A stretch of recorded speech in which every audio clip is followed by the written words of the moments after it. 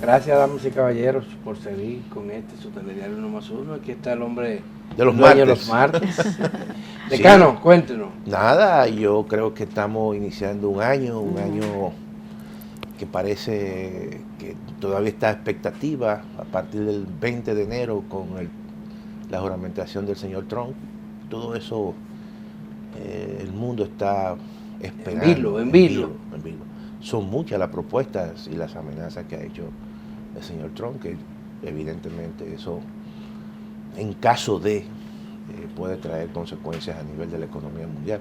Incluso ya los pronósticos de crecimiento para la economía mundial son mucho más moderados en todo el mundo, en todas las regiones. En el caso incluso de la región latinoamericana y el caso dominicano, también nosotros tenemos una estimación de un crecimiento entre 4.5 y 4.7. Sería menor que el año pasado. Todo eso es fruto de todas estas expectativas que se han generado de imposiciones de aranceles en algunas regiones, países grandes que tienen un impacto importante en el comercio mundial, y uno no sabe cuáles serían las reacciones, ¿no?, entre esas grandes potencias, desde imposición de arancel a México, a China, a Canadá, las compras de Groenlandia, la amenaza al canal de Panamá, en este caso a Panamá. Todo eso genera situaciones, obviamente, que ponen a la expectativa los movimientos tradicionales que se dan, movimientos de capitales, y eso y el mundo genera un proceso en serio de alguna detención. de esas cosas de Trump, por ejemplo, sobre el canal de Panamá. Mira, hay temas que uno dice, bueno, sería una broma, pero la situación es que este señor va a surgir con tanto poder en términos de la estructura institucional en Estados Unidos, y no solamente el Congreso, una Suprema Corte también, un dominio absoluto, y incluso en el mismo Estados Unidos, el hecho de que ya hayan nombrado a Elon Musk como parte de un proceso de mejorar la eficiencia del Estado norteamericano, eso también va a tener consecuencias en los Estados Unidos en caso de que ocurran una serie de propuestas que el señor Trump ha estado planteando. Todo eso yo creo que uno va a esperar, pero en el caso dominicano las cosas, no hay muchos cambios, vamos a decir, importantes en términos de las políticas públicas durante este año 2025. Todo parece indicar que el presidente de la República, lo que uno está viendo, no hay ese impulso a la transformación y a los cambios y a las reformas que necesita esta economía dominicana. Hay reformas que están ahí, unas se hicieron aguas, otras se están discutiendo, como el caso de la reforma al Código Laboral. Está también pendiente una reforma al Código a la Seguridad Social. Todo eso necesita un impulso, todo eso necesita una decisión política, todo eso se requiere de un liderazgo que vaya impulsando esas transformaciones, pero quizás hasta ahora no se vislumbra, vamos a decir, como esa fuerza que pueda contener y establecer consenso entre los grupos de intereses. Y las inversiones públicas, que se consideran clave también para estimular la economía. ¿Cómo te la ves? No, yo creo que eso también es un elemento de preocupación por el hecho mismo de que cuando tú ves los presupuestos, cuando tú observas que la reformulación que se le hizo en la adenda, una parte de los, vamos a decir, de los recursos del aumento salarial del 25% a los médicos es fruto y será fruto de que de tú reprogramar una parte de las inversiones públicas. Por lo tanto, este año posiblemente la inversión pública no pase de un 2%, 2.1% del PIB. Es un porcentaje que no es suficiente para una economía como la economía dominicana, que requiere de un nivel mucho mayor de inversión pública que ronde el 4 o el 5%. Pero eso es un elemento ahí que hasta que, ¿verdad?, uno se torna muy pesimista, y mucho más con la imposibilidad de hacer una reforma fiscal. Hay otro indicador negativo que en estos días pues ha estado llamando la atención y la preocupación, y es el precio del petróleo, Claro. que en el mercado internacional ha venido experimentando una tendencia alcista. La implicación que pudiera tener esto en la economía dominicana a principio de año, profesor. Sí, tú sabes que en el presupuesto, en el panorama macroeconómico que acompaña el presupuesto, el precio, vamos a decir, de referencia, quizás como meta, que está contenido ahí en ese documento, es básicamente de $81 por barril.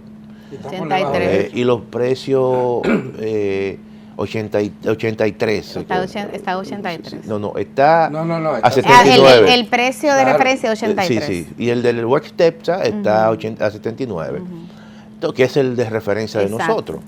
Pero evidentemente la tendencia es al alza.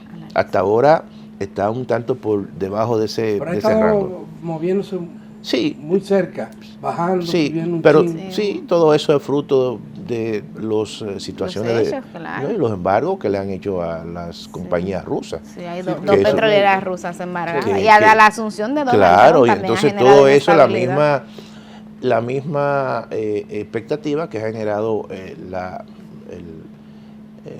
asunción del presidente Donald Trump. Pero en el caso de Trump, fíjate, ahí va a haber un proceso importante de transformación. Se va a echar hacia atrás toda esa visión que incluso impulsó el presidente Biden de impulsar una transición energética. Entonces, en ese caso se le estaba dando mucho énfasis a la energía verde, y la energía en base a los combustibles fósiles se había dejado un tanto, vamos a decir, ralentizado. Ahora no, ahora con la nueva visión de Trump, que no cree prácticamente en eso de transición energética, va a haber un proceso de mayor producción o impulso a una mayor producción en energía, en este caso en combustibles fósiles, explotación de petróleo, del fracking, y eso también pueda tener un efecto quizás contrario a lo que se espera con respecto a un incremento en el precio del petróleo. Básicamente puede haber una mayor oferta de petróleo por parte de Estados Unidos, y eso también puede tener un proceso y un impacto en el mediano plazo positivo con respecto a los precios del petróleo, en el sentido que pueden tender hacia la baja. Ojalá. Tomando en consideración esa visión Claro. que ha presentado Donald Trump, y que generalmente él cree en ese tipo de propuestas, porque son visiones en el sentido de que no creen en nada de transición energética, ni el uso de energía verde prácticamente en estos tiempos. Y en el caso del gobierno dominicano sería un reto mayor, porque Claro. de hecho ya hay una política de subsidio en relación No, al tema. y que en el caso de la política de subsidio, que hasta ahora también ha sido un componente importante, en el sentido de que le ha distraído recursos, recursos precisamente que lo hubiese utilizado para otros fines. Claro. Entonces ha tenido que dedicarlo a mantener niveles básicamente congelados en los precios de los combustibles. Sí, pero lo que me refiero es que ya hay un tope, claro, que en caso de que se produzca claro, una nueva ola alcista, claro, le deja muy poco rejuego claro, al gobierno. Claro, le quita ese margen que pueda tener. Exactamente. Porque llegó un momento en que los precios del petróleo llegaron a estar a 69 y 68 dólares. No es lo mismo que sobrepase la barrera de los 81 dólares. Entonces, todo eso le quita el margen que pueda tener el gobierno, precisamente para tener cierto nivel de ahorro, porque el impacto es fuerte. Por ejemplo, claro, en esta economía, por cada dólar que se incrementa el precio del petróleo, la factura petrolera en la República Dominicana se incrementa en 75 dólares. Entonces, eso significa que el impacto es fuerte. Claro. Entonces, no es lo mismo tú estar navegando sobre un margen bastante, vamos a decir, estrecho, que en un margen muy amplio, ¿no? En este caso. Claro. O sea, cuando los precios del petróleo estaban a 65, 68, y tú tenías un precio mínimamente de referencia en el presupuesto de 80, 79, 81, claramente que eso te daba mucho mayor margen. Claro. Esa es la realidad. Y la situación venezolana que ha sido tan comentada durante esta semana.